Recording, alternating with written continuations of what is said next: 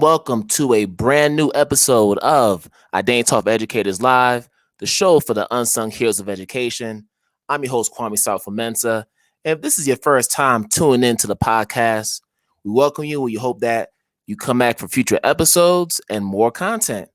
And if you are a returning viewer or listener of the podcast, I'm always happy to welcome you back. And I hope that today's episode is one that you find insightful, informative, and enlightening. But before we get to the main event, just want to remind folks to hit that subscribe button on the YouTube channel if you're viewing from YouTube. That will allow you to get some notifications on future episodes and new visual content that we bring out on the channel. So make sure you check out the IDTALK channel, which is under my name, Sarfo-Mensah, as you see here. And hit that red subscribe button. Thank you kindly. All right, that's the announcement. Now, let's get to the main event. So, on this podcast, we typically have traditional K-12 educators and people in academia who come on and they share about their stories and how they got to where they are. But one thing that I want to remind folks about this podcast is this. It's not for just the traditional K-12 educators who are in the classroom, who are in the school settings, who are in the colleges and universities. We're talking about the community organizers. We're talking about the parent advocates. We're talking about the maintenance people, the janitors, people who are in the community. Because at the end of the day, education happens everywhere. You don't need to have the title or go through the training that I went through as an educator to get the title of educator. We all have the ability to educate on some topic, concept, or skill. So I want to make sure we put that out there because today's episode is one that's going to be fun and, as always, educational. So we're going to be talking about natural hair. So I'm going to bring on a good friend of the family. And this is actually the woman who started my wife's natural hair. So this is fam. This is fam that we're going to be bringing on today. And she's going to come on to talk to us about her natural hair journey, her book that she released, talking about her daughter's hair journey. And we're going to really get in about the politics of natural hair and pretty much where we go from here. How do we bring this into our schools? Because when you think about the Crown Act, there's so much going on with discrimination against Black and brown kids as it pertains to their hair and their overall appearance. So we want to really get into those details. So without further ado, let me bring on my good friend Zenda Walker to talk with us. We're going to have a good time, y'all. So let's get it. What's going on? Hello. Hi, Kwame. How are you? I am doing well. How you doing? I'm doing well. Thanks for having me. Yes, for sure. So are you still in New York or are you back in Cali? I'm still in New York, not back in Cali yet, but enjoying the time with family. All right, awesome. So usually with the first question, I would ask, the traditional educator, what brought you into this field of education? But I want to start off this podcast with another question, which I think impacts everybody. So COVID-19 has been difficult on a lot of us. So I'm interested in knowing from you, how has the pandemic transformed you personally as an entrepreneur, a mother, and a human being? Well, that's a great question, Kwame. I'll tell you this. Listen, I can assume that the pandemic had a huge impact on many of us. But the way it impacted me in all aspects of my life is that it actually was the catalyst for where I am today as far as the direction I've taken in my career. When the pandemic hit, as a mom of a 7-year-old, it was shocking, right? We actually had a moment in our lives where we were kind of forced to be in isolation, but forced to be somewhat still.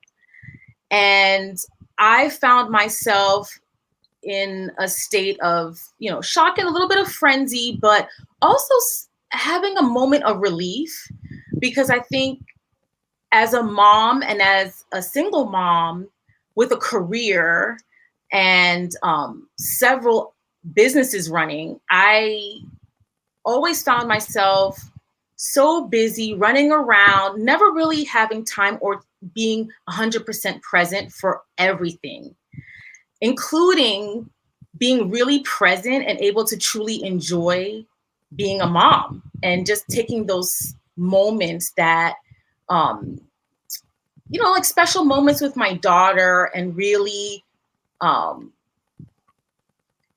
of being in that moment with her and being relaxed in that moment. So the pandemic allowed me to sit with her. It allowed me to really think about my career, think about the impact I was having on her and her education, learning how to become a homeschooling mom while also, trying to maintain and grow in my career. And then also learning to balance all of that with what was happening in the world around us, right? Having to deal with all the anxieties around an unknown virus, having to now figure out, how do I make my daughter's play space her education space? And how do I become active in that while I'm trying to move my career forward? But then also, how do you cope with all of that while watching the world exploding around you with the racial unrest, and everything that was, all that news that was coming into our personal protected space? So I will say this: I'm not the same person I was in 2019. Yeah, I think a lot of us can say that definitively. And with regard to COVID-19, I mean, we're 2 years in, I think, at this point, and we're still trying to figure out what this virus is. CDC is still trying to figure this thing out. So we're not even close to being out of the woods, Right. Which is crazy. I know. And some of us are kind of like thinking, okay, maybe, we're making some headway, and then we have this Delta variant, and I know there's a lot of social media lightheartedness about, maybe a gamma, variant coming in, and like right when we think that we're out of this. But I think, there's just a lot of chaos around this. And I think we just have to find some ground for ourselves, some peace, and do the right thing for us and our families, to make sure that we can stay safe. Ashe, I couldn't agree with you more. So let's get to the main thing, the reason why we are here. So we're talking about natural hair. So I got my natural hair. Yes. Flowing. You got yours. Got it going. You know what I mean? So let's start from the beginning. So, of course, when you were growing up, I think it's safe to assume you didn't have the hair that you have now. I did not. So I'm interested in knowing what made you decide to go natural, and at what stage in your life did you make that decision for yourself? It's a really great question. So much of our younger years, I have a twin sister and two brothers, we kept our hair natural for a good portion of that time. Between, kindergarten and up until probably the 5th grade, 6th grade, because at that point, even though my parents had instilled a lot of affirmations about our hair and our natural selves and our natural beauty, there was still some of those outward and underlying messages in society that told me something different, right? Couldn't quite pinpoint it when I was really young, but I just knew what I saw on the covers of magazines, and what I saw people admiring about outward beauty. It did not match what I saw on my head, which was this really tightly coiled, textured hair. And so I remember wanting to have straighter hair, or I always was inquisitive about the chemical processes that would allow me to have smoother, more silky hair, and to look like some of the models and some of those cartoon characters, Disney characters that we so admired. And I remember my mom being very adamant about us not relaxing our hair until we were of a certain age. But even then, she was pretty reluctant about it. She allowed us to do it.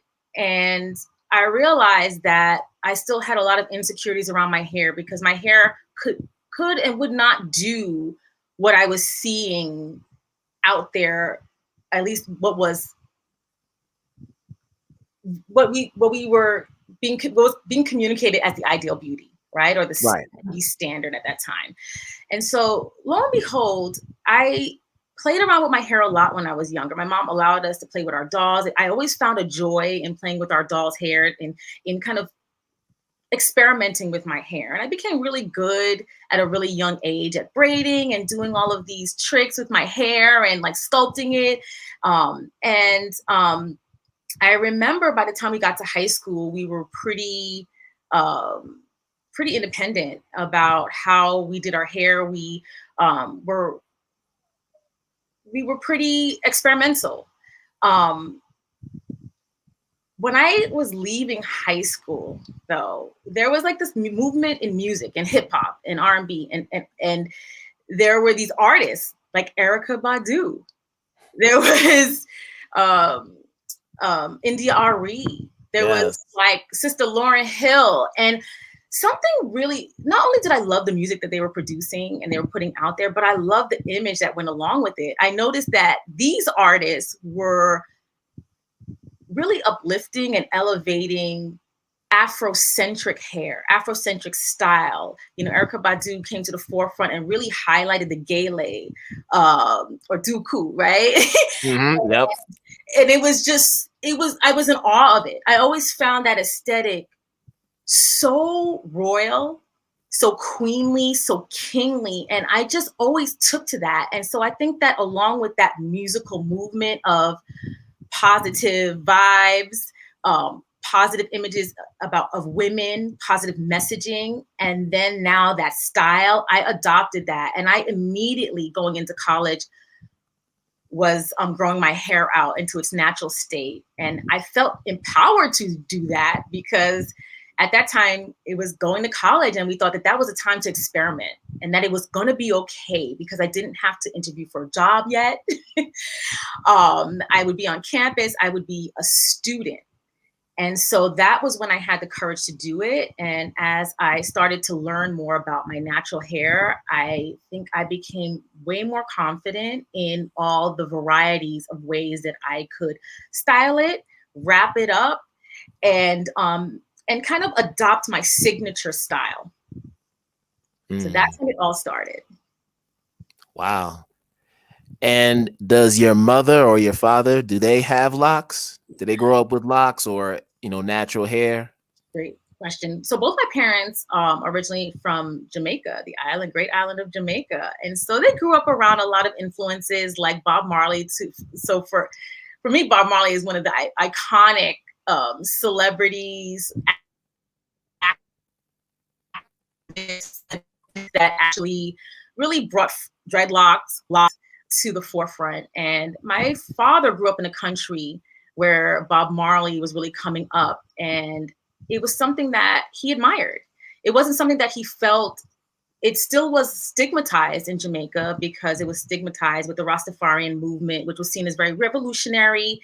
And at that time, with some of the colonial norms, right, like the British norms, that Rasta style was not seen as eloquent or high society enough. Right. And respectable. It has since, of course, the movement has become a lot more accepted, but back then, no. But what I will say is that my mother now wears locks and they reach all the way down her back. And I'll never forget when she twisted her hair. My mom, throughout our childhood, had always changed her hair. She wore it relaxed. She wore cropped, low Caesar haircuts. She twisted her hair. She braided her hair. But I'll never forget the day that she decided she was going to lock her hair, and how much my dad admired the look again. It kind of brought him back to how he admired Rastafarian culture and Bob Marley coming up in his childhood. And so, because he loved her initial baby locks, and admired them so much, my mom continued to grow them out. And my father's no longer with us, but my mom keeps her locks and the memories that she shared with my dad as she was growing them. Wow. And that's the beauty about having locks. So I've had mine for a little over 10 years. So I started my journey February 2011. Wow. Wow. I'm saying that. So this is 10 years of growth. I've never trimmed my locks. Wow. This is the actual length of them. So they actually go down to my waistline in the back. So that's how long they are. And what's amazing is when you look at any of the locks, if you take any of these locks, you can kind of approximate the time that you got the retwist or a moment in time when this happened. Because I remember a time when I was in Ghana. This is 2014, so I'm about 3-4 years in. I actually had the stylist interlocked my locks, and that was my first time, getting interlocked. And I didn't realize how painful it is because they're pulling up on your root and then they're, looping it And multiple times to strengthen the, you know what I mean? Yes. Yeah, and I didn't realize that it was going to be, that painful of a process. So I actually sat in that chair for 4 or 5 hours, each lock, and they're rough too. So they're like jerking it and sticking it through the hole and then sticking it again and yanking it. Yeah. But it did come out good at the end. Now, would I want them to do it again? Definitely not. I'm all about that palm and roll. Like, let's stick to the palm and roll. Absolutely. At this point, because I want to maintain the hairline. That's my only thing. Just let me maintain my hairline so I can keep this thing going. And that's important. That's important. I mean, and the significance even that you've had them for so long, right? So where were you when you first started to the in between to where you are now? That's all in your hair. Like yeah.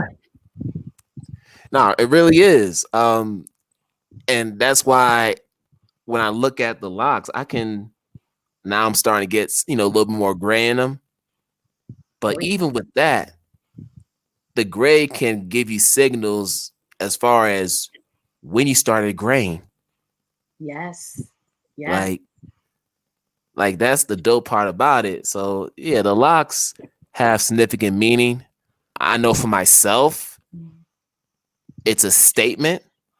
Whenever I walk into any building, whether it's a professional setting, whether it's just for me, and I'm not going to say that I was the most educated about why I got the locks. I just knew that it was something that I wanted to do.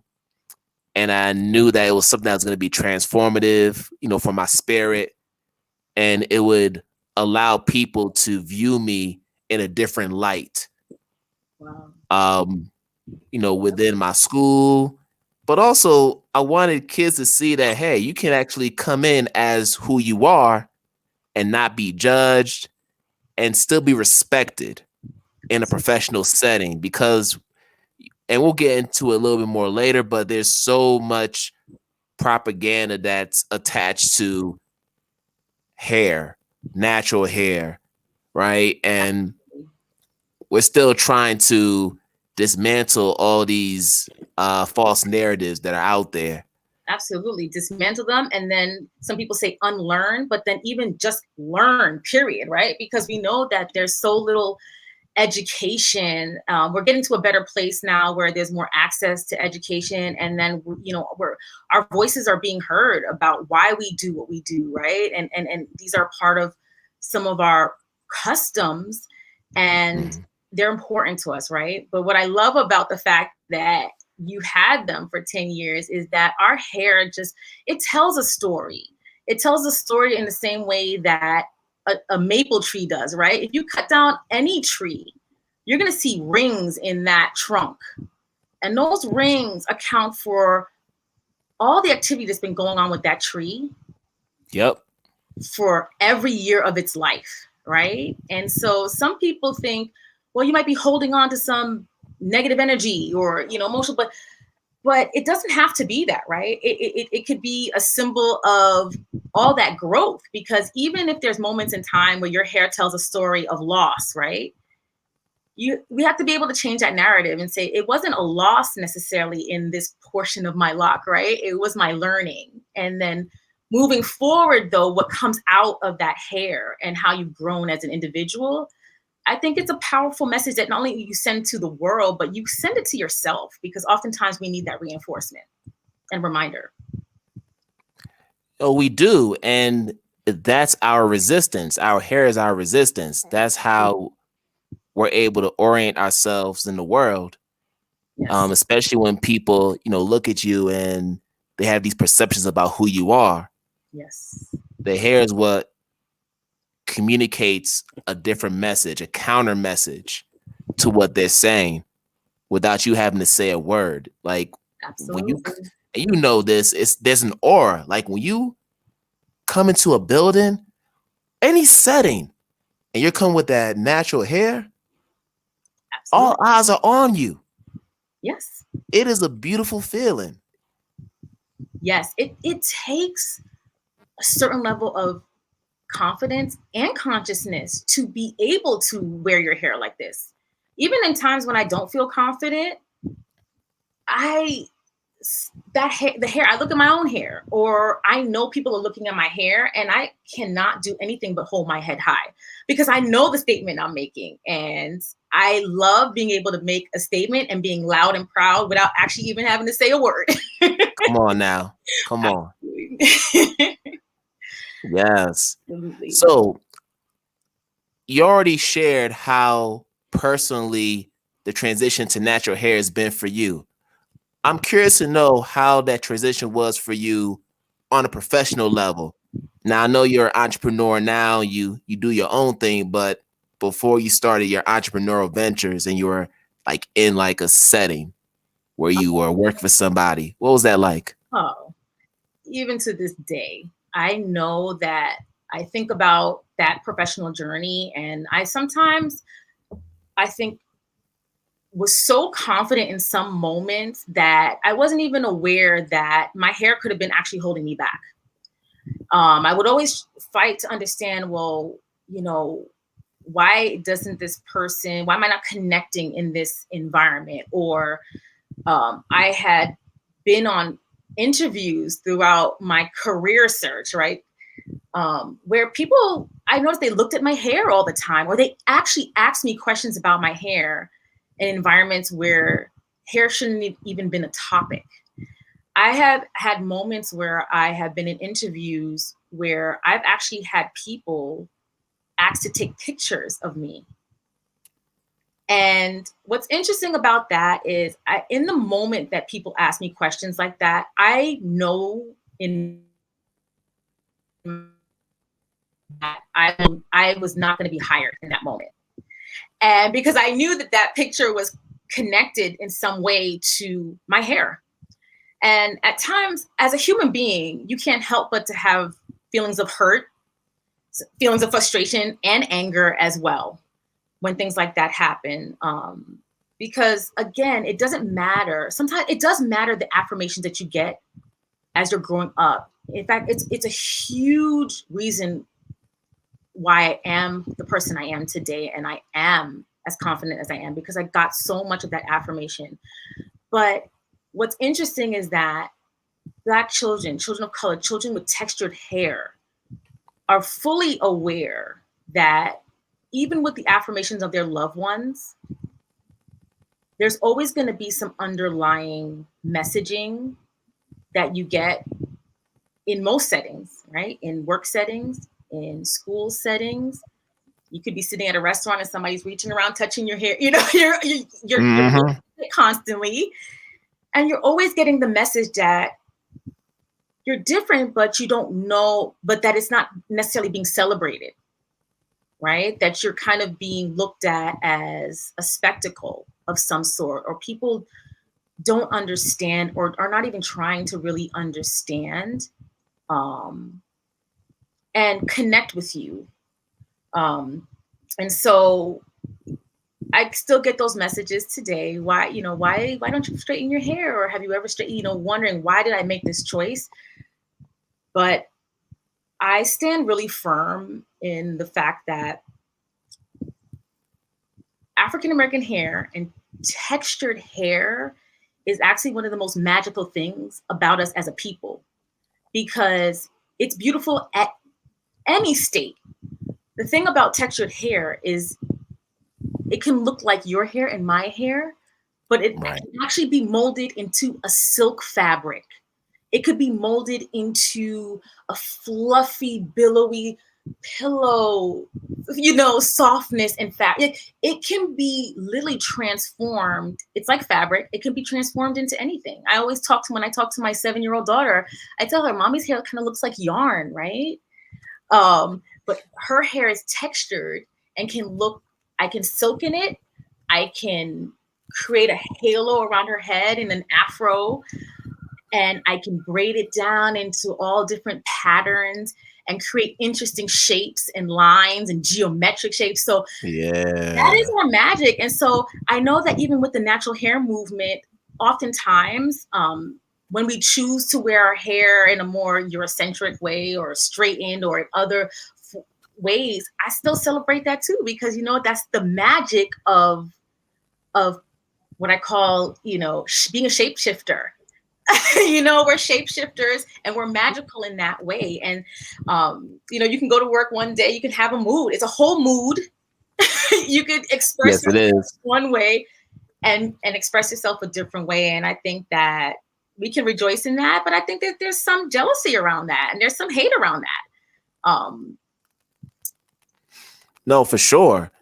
And I think, with regard to natural hair, like imposter syndrome is real. Like we all go through imposter syndrome. Even now, as I approach my 40s, yes, I still deal with it from time to time, whether it's personally or just professionally with what I'm doing. But what's interesting about us as Black people is that our imposter syndrome comes in the form of internalized racism. Absolutely. And that's what you were alluding to earlier. The messages that we get when you're in that interview, right?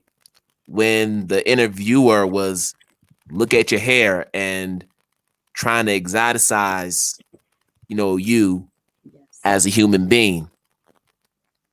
Like messages come from that. Negative messaging comes from that.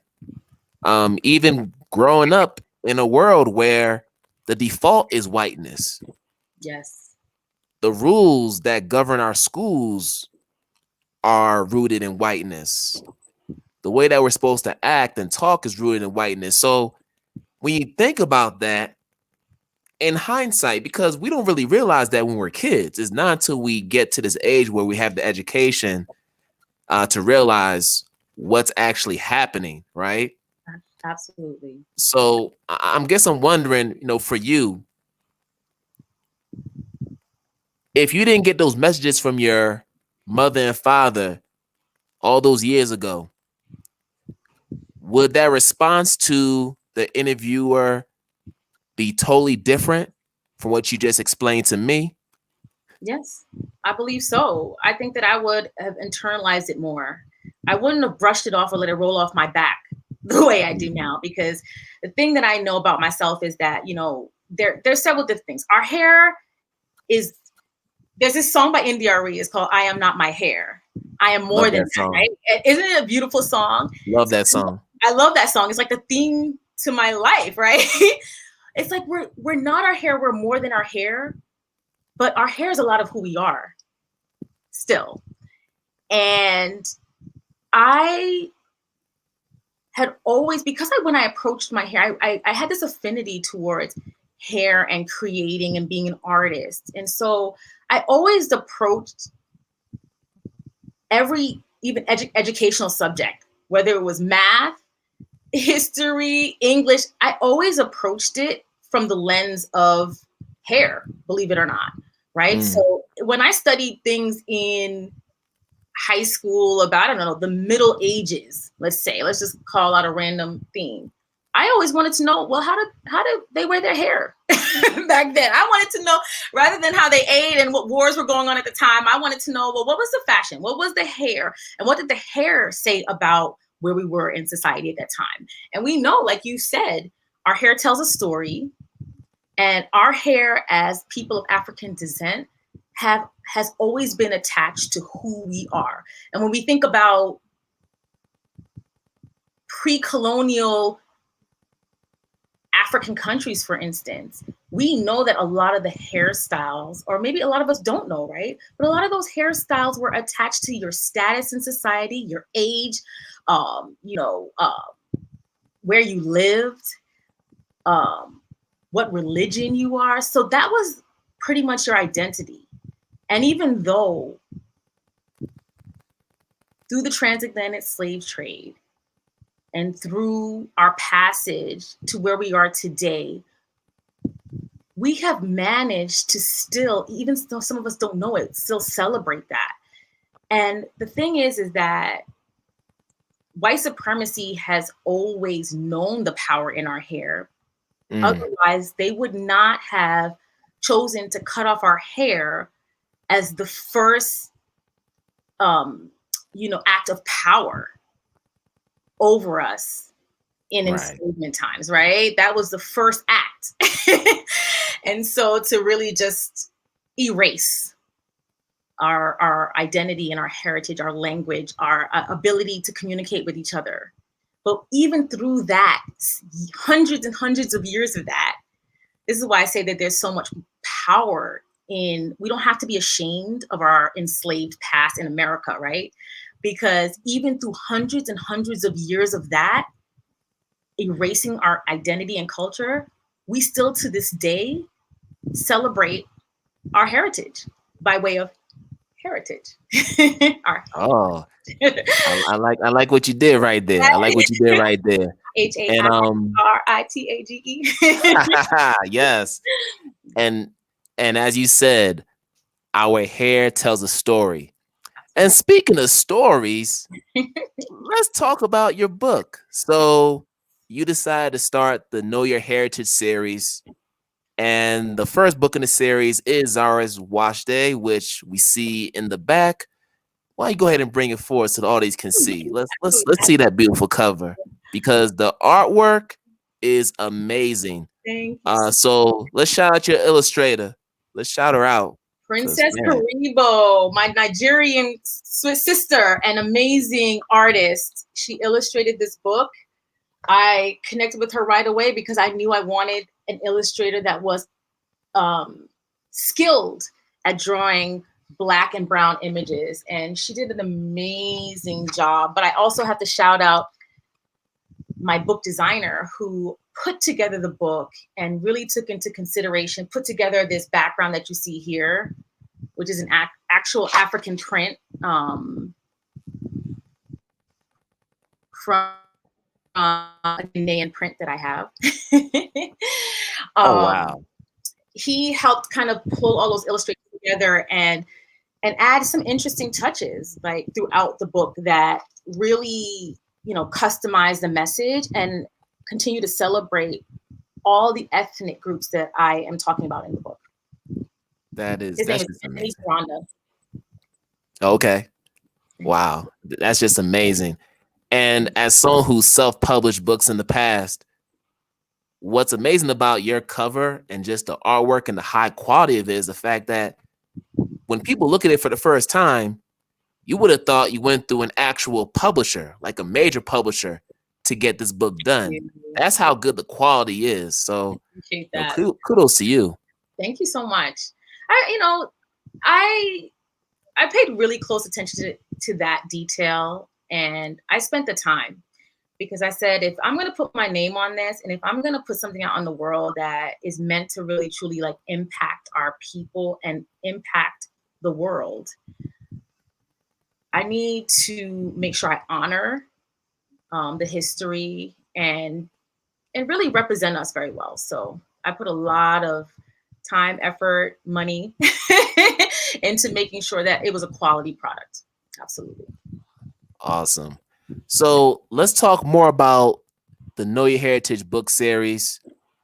What inspired you to start it, which you already mentioned in the previously, but what lessons do you hope for your readers to learn and take away from the series? Because there are going to be future books that are going to be coming out soon, which we'll talk about later. Yes. But what are those overall lessons you want people to learn from this?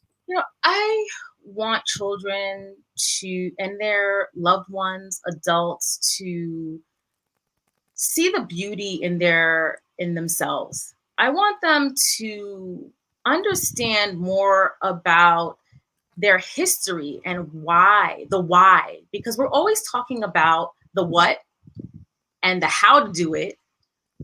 But I thought it'd be interesting to really approach this lesson with the why we do these things, because I think it's great to uplift ourselves by saying the aesthetic is beautiful, because it is.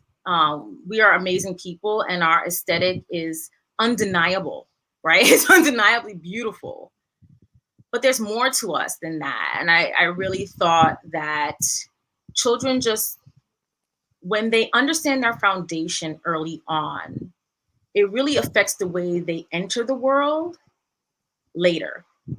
And so what's interesting is that I had been reading some information from some articles and some messaging from a professor who's no longer with us, but who had a really an impact on this movement of really just elevating and celebrating and honoring the ancestry of people of African descent as a way of kind of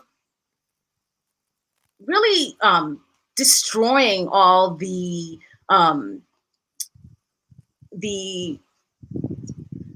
really destroying all of the stereotypes and misconceptions about us as a people. And his name was, I believe, was Edward W. Robinson. And much of his work was really rooted in the fact that we could dispel those stereotypes and misconceptions if we showed people the grandeur, the excellence, the intelligence, and the beauty and royalty of ancient Egypt, right? And when we and other, ancient empires and pre-colonial empires. But I think that his work really holds true today as well, where we really just can uplift each other and make sure that we're celebrating all the positive things and not continue to allow our children to feel like they're less than, or that they're not as beautiful, or they're not as worthy. And what's interesting, Kwame, is that I'm right now in the process of getting a certificate from Cornell for diversity, equity, inclusion, and I just finished a lesson, which was all about an experiment that happened in 1965, with this educator, third grade educator, who conducted an experiment called Blue Eye, Green Eye. And I don't know if you've heard of this. Jane Elliott? Jane Elliott. Yeah, I love Jane Elliott. Right? And I remember she was on Oprah years later and did a similar study with Oprah's audience, which was fascinating to watch again. But it kind of confirmed to me that, that Professor Robinson was onto something, right? Because when she conducted this experiment and she used the example of blue eye and green eye and used the blue-eyed, let's say the blue-eyed sample as, and kind of put these pressures on the blue-eyed sample to understand what it was like to be treated as subhuman or less than. And she put restrictions on their everyday. She basically gave them examples of what it was like to be Black. And when I saw how she then tested those students to see how they tested after they had just an hour or a couple of days of negative energy and being given fed this negative information about themselves.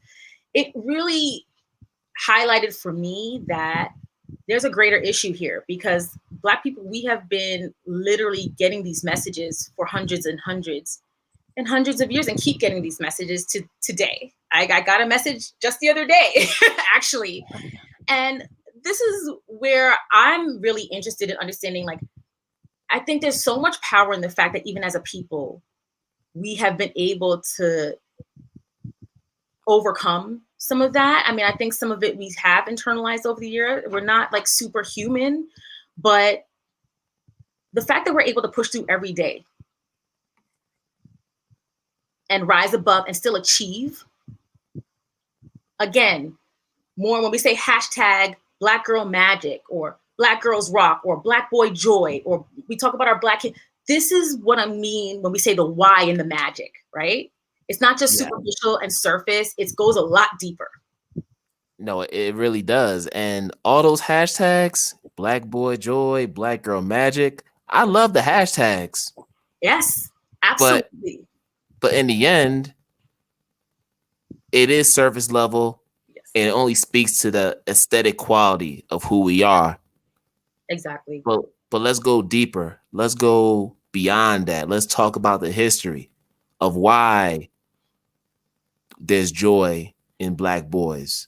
What makes Black girls and women magical? Let's go deeper into that, because there's so much more than what's shown on the surface. Exactly. Now, with regard to your book series, and you've been dropping some gems and sharing some education around the different ethnic groups, the origins of the different hairstyles that, you know, we see today on our children. Can you tell us how you envision your book series being used in our schools? Because I see a lot of connections just as an educator in schools, but I'm wondering what your thoughts are about how you envision this book series being used in our school systems. So I actually see it being used in a number of different ways. So the first thing that actually came my way that was enlightening for me is that I had a few child protective service agencies contact me about the book and ask me, is this book going to be a series? Because they had already been developing some education around textured hair, because they realized that they had a lot of mixed race families adopting foster children, or, you know, white parents adopting Black children, Black parents adopting white children, and who had their own Black children. So there were all of these questions around making sure that there was sufficient information for those parents to have conversations with their children, to learn themselves, so that they could also build the confidence of the children that were in their care. And so I see that this book being a prerequisite to their technical education books, because it's great to know how to do the hair, but I think that there's really something there's something a little bit more profound, and it makes that technical knowledge of how to do the hair different when you understand that what you're about to create is literally a sacred space for that child or adult, and it's something that you're passing down, and you really want to take that moment really seriously, but you want to handle it with care. And so I see the book being that prerequisite for parents who, you know, really need the history themselves. But I also, very interestingly, just did a conference with a health education agency in Massachusetts. And I thought to myself, wow, you know, how did I get connected? What's the parallel here when I'm in the room with doctors who are talking about all sorts of health education and physical ed and, I don't know, STDs and different ways of nutrition. And lo and behold, I know it's because the wash day word, when you see that as a key word, it's associated with like books for hygiene for children. And so, yes, wash day is a part of our, our ritual, is our hygiene ritual, right? We know that in Black culture, cleanliness is next to godliness. We also know that when we think about even the history of how the country, how certain stereotypes were set up to continue to proliferate negative thoughts about Black people, about our hygiene, about our bodies, about and even to justify Jim Crow or justify segregation and why we shouldn't be in the same pools as white children, right? Or how our women's bodies have been used in medical science because we were seen as not even really human, and that we didn't even have the ability to actually give permission for these studies. And so there was that connection, but there's also the connection to the biology of our hair. Hi, Natalie. There's also the connection to the mere science of our hair, right? So I can see us using it as a tool in science where we talk about all the different hair textures and the fact that textured hair was actually designed to protect us from the heat, right? So people who are traditionally from warm areas near the equator tend to have more texture and more melanated hair. And so what we know in science today is that hair shaft, that follicle is shaped in an elliptical way so that hair grows out in a curl, in almost like a helix shaped curl. And our hair literally it looks fuller and creates that protection from the UV rays, but we know that there's a science behind the fact that at the base of the scalp, it looks fuller, but it actually is less dense because it serves as a ventilation system when you're from warmer temperatures. So you have a ventilation system at your scalp. You have this beautifully coiled afro-shaped, like thick hair.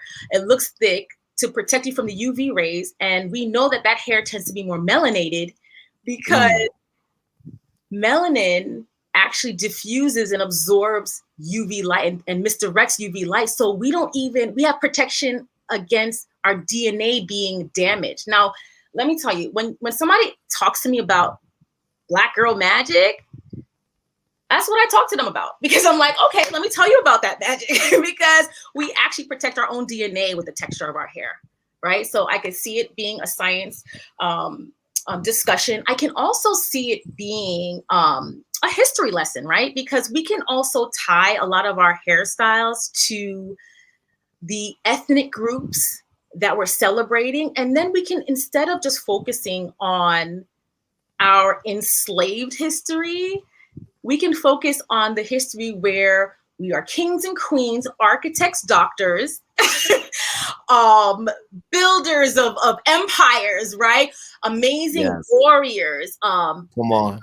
Yes, emperors who are designing immunities for diseases, right? That's the history that we can focus on and then tie our hair history to those empires, right? So I think that there's value in that. But then last but not least, I think we also have an opportunity in our cosmetology schools to also dispel and unlearn some of the things I learned in cosmetology school, or kind of close this gap that's happening in cosmetology schools where Black students like myself, it was assumed that I would be working in a salon that targets only textured hair and Black women.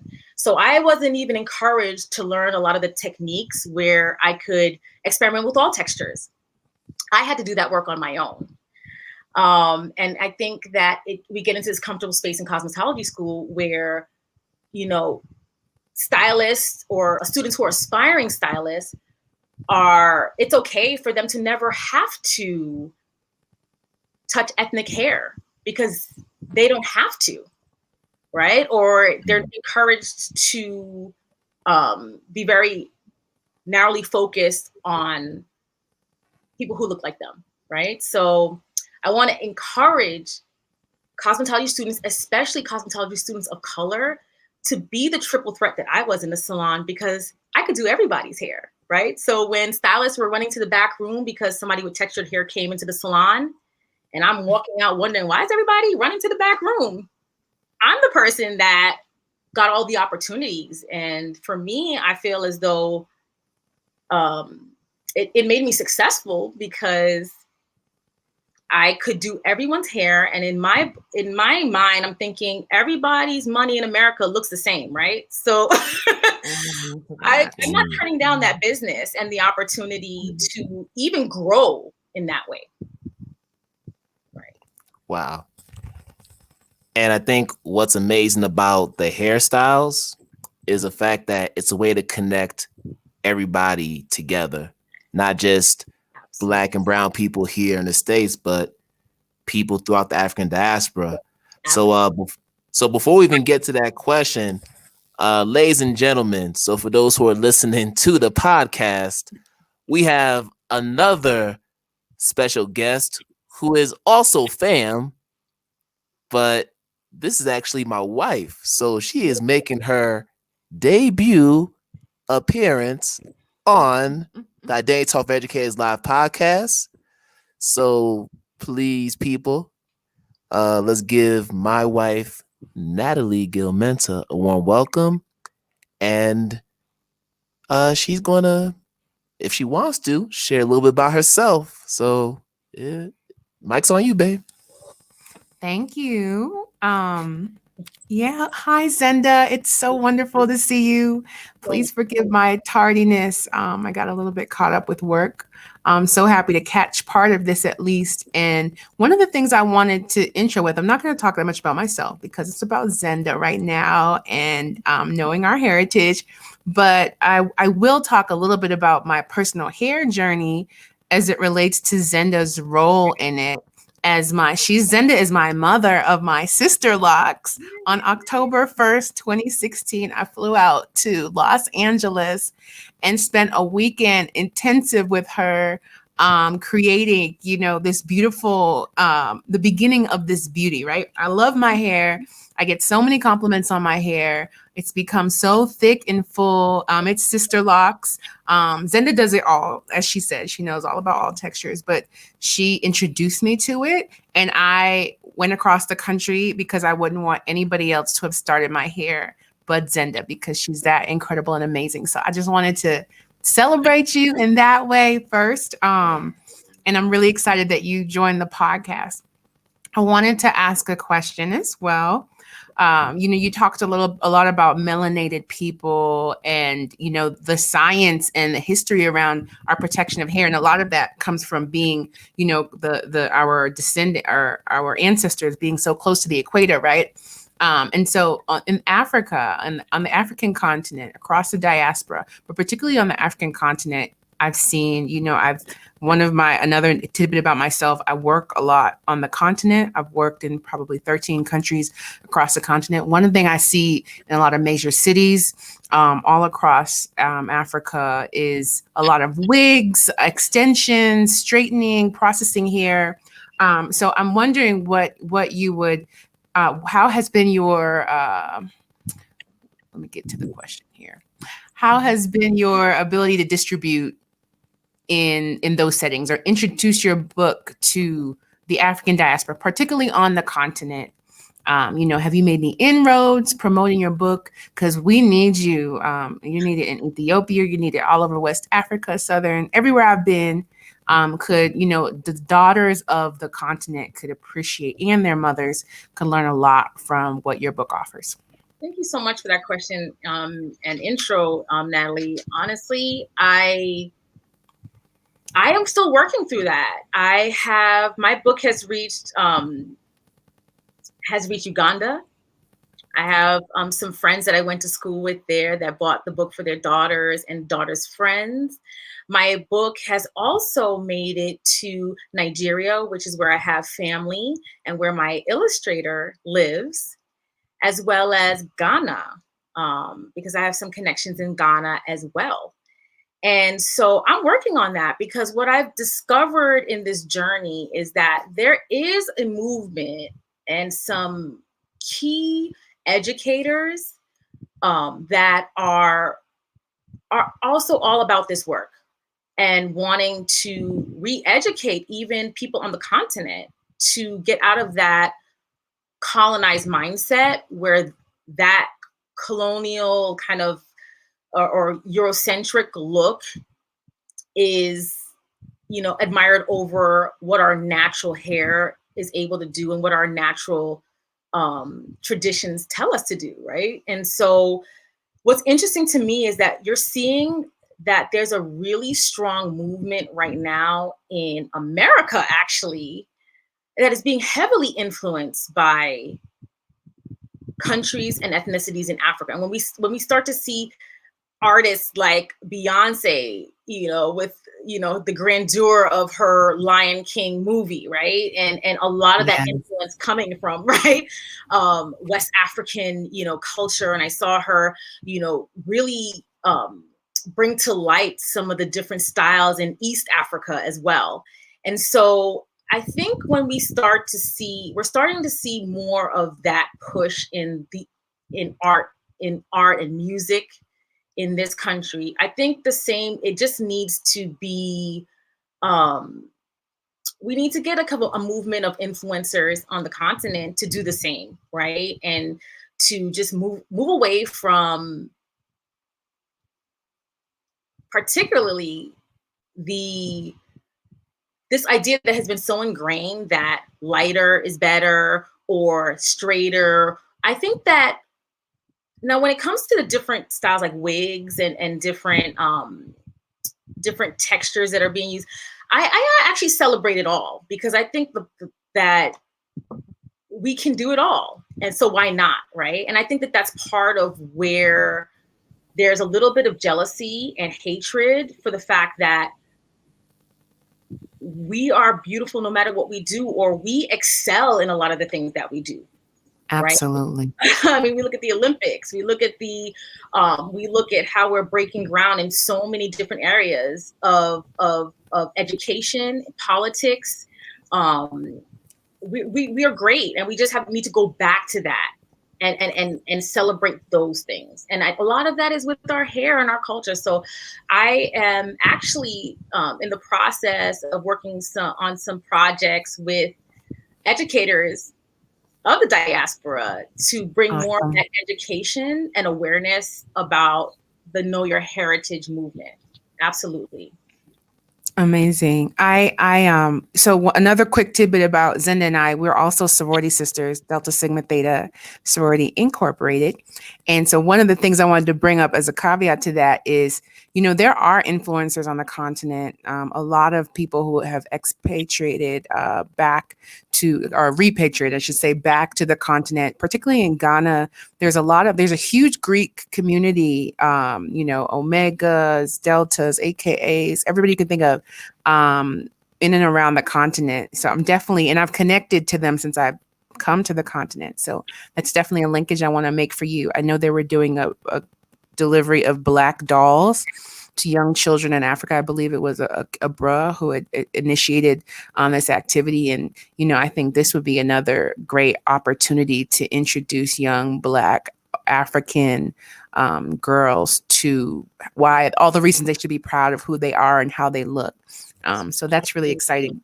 And I think there's power in that connection, right? Like, why do we don't even need to separate it. Like, we have Africans and we have people of African descent. And it was funny, I had a conversation with Christy, your line. My profile. Your profile, actually, yes. Not that long ago. And she told me about the time when she visited South Africa. And she was, I think, people identified her as a member of the lost tribe. So, Black Americans as the lost tribe. So we are of the continent, but a lot of that history had been lost, but it doesn't mean that we have to be lost in our minds, right? We don't have to lose the history. We can relearn it, relearn it and express it. We express it every day in ourselves. We can't actually erase it from our skin, right? But what we can do is we can relearn it and continue to pass on the oral traditions, right? But my book, even having that written tradition that you can also pass on. Absolutely. Absolutely. And just a quick kind of add on to that, I had one other question somewhat related. We talked about, women in the diaspora, but women of African descent all over the world, right? Moms and women. One of the biggest reasons why we go to perms or straightening is because we say, my child's hair is too difficult to manage. And you've managed to bring out this book with so many cool and innovative and creative and beautiful styles that you can create. What would you say to the mothers and the women out there that still say natural hair is too difficult to manage? I think that there's an opportunity for us to change our language and even our attitudes around wash day. And I'm guilty of it because let's be honest. I mean, as career women, working women, when we think about the day or the amount of hours in a day that it takes to go through this ritual of wash day, sometimes, it just feels like it's a lot, right?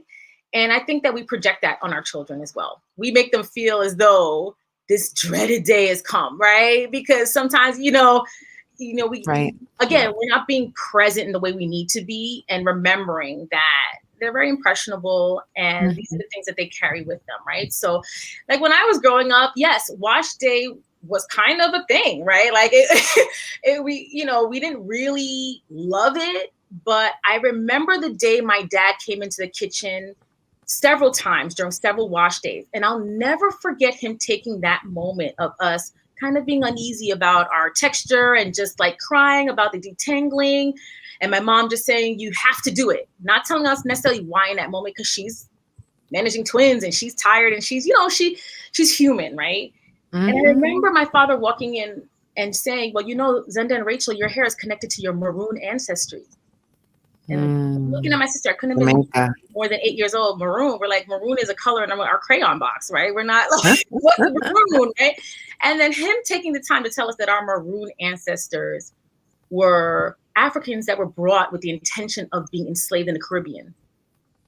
But where my parents are from in Jamaica, in particular, these maroons resisted bondage and ran to the hills of Jamaica, set up free communities where they could keep their culture, their music, cook the food the way, and they kept a lot of that culture. And I thought it was interesting that my father told me that story to lift my spirit versus some of the history of my Jamaican ancestors where we do have some Scottish roots, right? Some Scottish colonization roots. I mean, I could go into that. I thought it was interesting that he told us about that, but how he emphasized the maroon ancestry because he wanted us to hear something really positive. He wanted us to feel grounded in this mass of hair.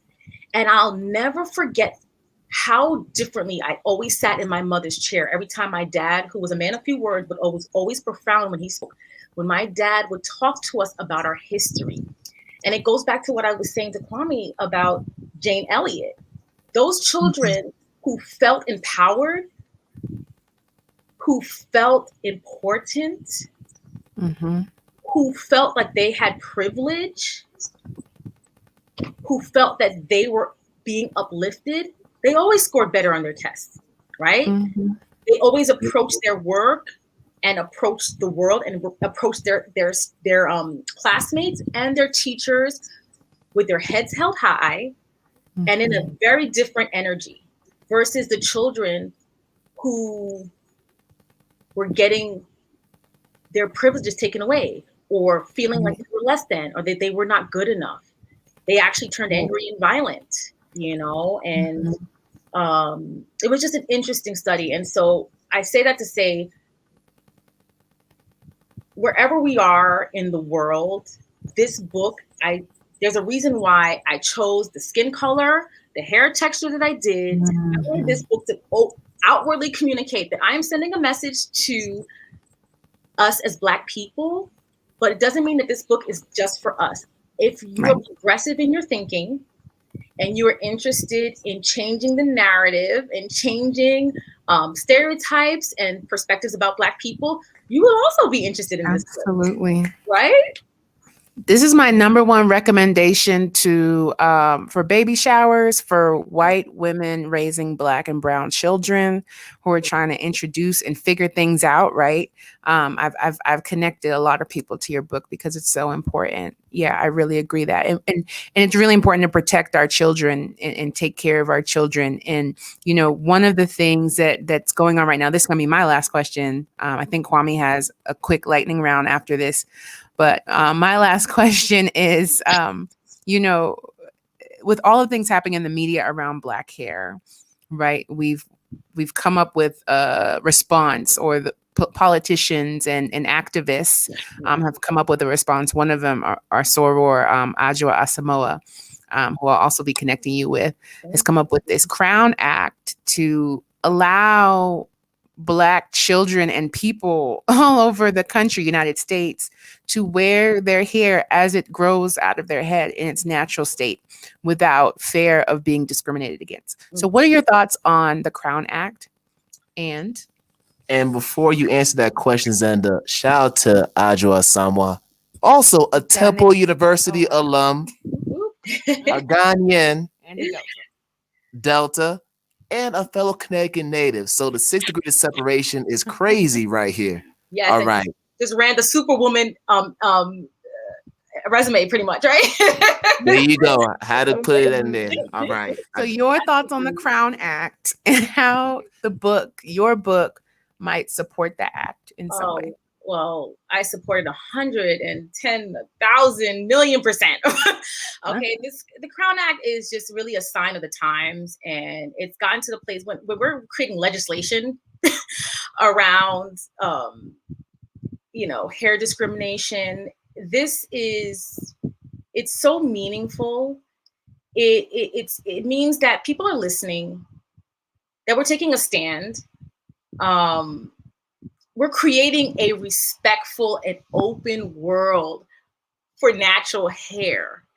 It sends a message to all of us that it's okay to be who we are, and that it's okay to look different from the next person, but that we can honor ourselves in how our hair naturally grows from our head. And so I think that is extremely important. And as I see legislation being picked up state to state, I know we're not there yet. And it's actually, it makes me anxious, because I'm thinking, how are we not at all 50 states yet, right? In the same way that how have we not already created anti-lynching, right, legislation, or have signed that, like, so this is so important. And I even think about how, even maybe just this week, how the young King Jet Hawkins, I believe, in Illinois,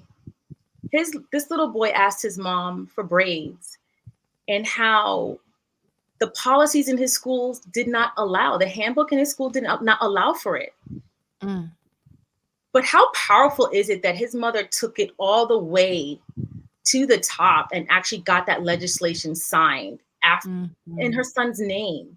I mean, this is the power of who we are. And how meaningful is it that little boy can now say that I affected change in this area? And so I have to shout out to the governor, I think it's Presky, and Senator Mike Simmons, who wears his hair in freeform locks and is pushing this movement forward, and to everyone who has their hands in this Crown Coalition. It's extremely important. I think it sends a huge message to everyone that we're not going to sit down and not be allowed to be who we are, and not celebrate who we are, and just be allowed to be. And so I am 100% behind it. And I believe that my book is really the way that I could contribute to the anti-racist movement. I found myself being at a lot of the rallies and still feeling powerless. And in fact, when Kwame asked me earlier about even how the pandemic and the stillness and what was going on at the time, how that changed who I am. And I'll have to say that as we speak about the Crown Act and where we are today with the Crown Act, I realized in 2020 that something surfaced for me in 2020 that I had no idea I suppressed in 2016. And when I saw Gianna Floyd on the shoulders, I think, of Stephen Jackson at a peaceful rally honoring her father, I was already anxious about what was going on in COVID at the time, right? But I didn't realize that seeing her being kind of like this image of the movement with George Floyd was going to remind me of a video I didn't mean to see, but can't unsee now, of a family being stopped by a police officer. And in this moment, the gentleman in the passenger seat became the hashtag Philando Castile. I did not know what I was watching. And what I could not unsee and can never forget is not only the horrors of what happened in that car, but what a lot of people don't know is that I could not stop thinking about that 4-year-old girl at the time that was in the back seat of that car. And all I can do when I'm doing my daughter's hair is think about that little girl that no one protected, that even in that moment, I wanted to grab her out of that car, close her, cover her eyes, and take her out of that moment. But to see how that family was not protected in such a horrible and horrific moment, that came up for me when I saw Gianna Floyd. And so when I hit that print button, what I didn't realize was that ultimately this book actually became something a little bit deeper, right? Because I actually realized I was writing a love letter to Diana Reynolds, who was in the backseat of that car, because I think about her every day and wonder how she's doing. And seeing Gianna Floyd also reminded me of that. And so it made me think, wow, like this is a love letter to put the smiles back on all those children's faces that lost their smiles in this sometimes really ugly world and in the isolation of the pandemic. And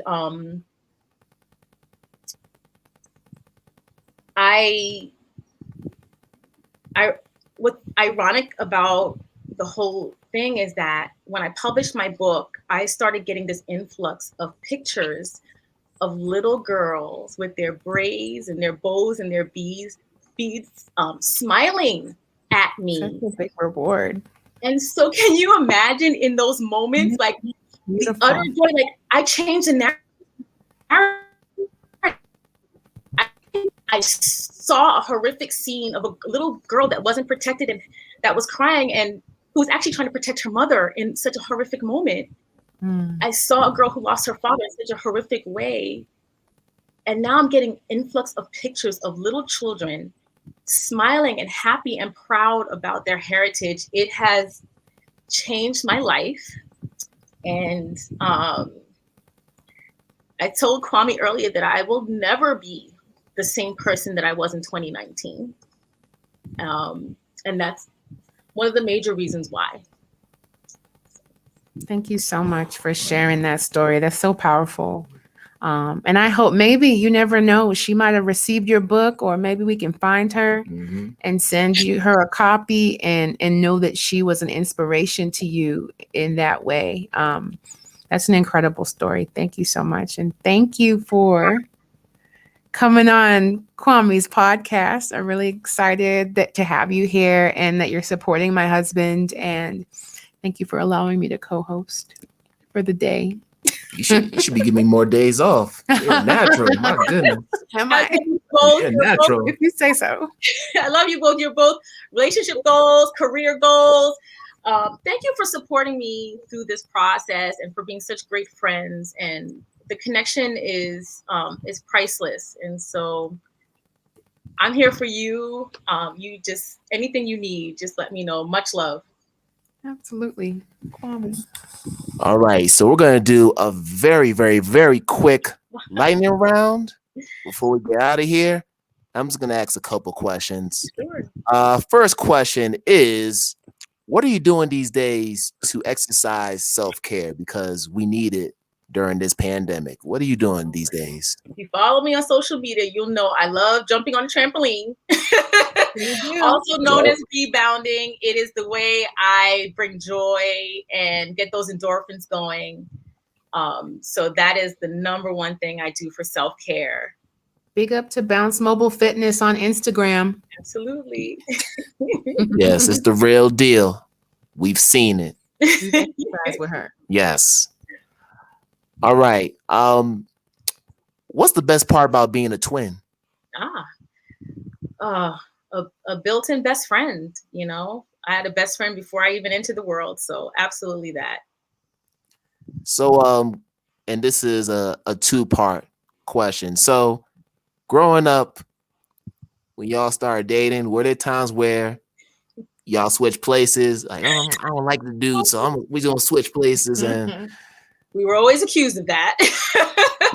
We were accused in school. If I did better on a test that I wouldn't normally have done, but definitely when we were dating or with guys, with boys, I think they just always loved the idea that we were twins, that there were two of us, and I wish sometimes we would switch. Awesome. Yeah. And if you can invite three figures, influential figures to dinner, dead or alive, who would they be?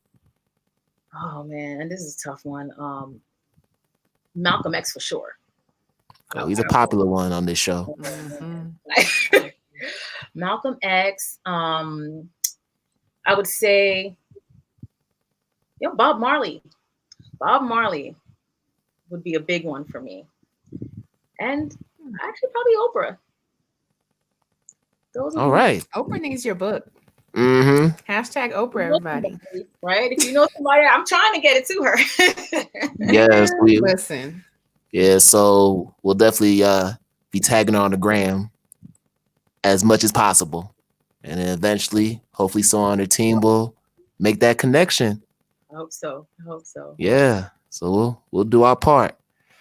And then finally, how can our lovely viewers and listeners follow you on social media so they can support the work you're doing and also share your website, which I know is going to be releasing soon? Absolutely. I'm working really hard on it. There's going to be so many great things to come with the website, but you can find me on www.knowyourheritage.com, where you will be able to subscribe and learn about all the new things that are going on with the series. You can also find me on Instagram. My personal Instagram, which I do a lot of the book stuff on too, is Z as in Zenda, Zen Life. And I have a Know Your Heritage Instagram, which is know_your_heritage. I also have a Twitter, which I'm going to start to kind of do a little bit more with, but it's Know Your Heritage, and yours and you are. They want to let me spell it all out, but Know You Are Heritage. Know Your Heritage. And then I have Facebook. You can find me Zenda Walker on Facebook, and you can also find me Republic, Know Your Heritage on Facebook as well. You can also find the book on Amazon, Barnes and Noble. We have a Kindle version. I have an iBook version, and you can find it in local bookstores. You can just go to indiebound.org to find it at a local bookstore near you. Awesome. And all this information, y'all, as you already know, will be in the episode notes. So when you go on Apple Podcasts, when you go on YouTube, you will see all the handles there and the website for your reference. So Zenda, thank you so much for coming on the podcast. This has been an incredible conversation, and we could have gone a lot longer. But we might have to do a part two. Especially when the next book comes out. Got a special delivery coming soon. You heard it here first. Can't wait. Looking Thanks, forward to it. Zenda. Thank you so much. Thank you both. All right. Bye. Send your love to the family. Absolutely. You too. All right. Bye-bye. Bye-bye. All right, y'all. So we are about to end another episode of IDTALK4ED Educators Live. And special thank you to my wife, Natalie, for coming on. And she did an amazing job. You may have to do some Natalie takeover episodes in the future because she's such a natural, where it's just going to be all her. I take the day off and I just watch as a spectator. So, on behalf of my wife, on behalf of Zenda, baby, you had any final words before I sign off? Thank you for inviting me. Please continue to support Identity Talk for Educators Live and Zenda's book. And I hope to see and fellowship with you all again soon. All right, people. So, as we always say, I wish you all a good morning, good afternoon, good night, wherever you are in the world. And we are going to do this again, meaning my wife and I, we're going to do this again another time. Peace out, everybody.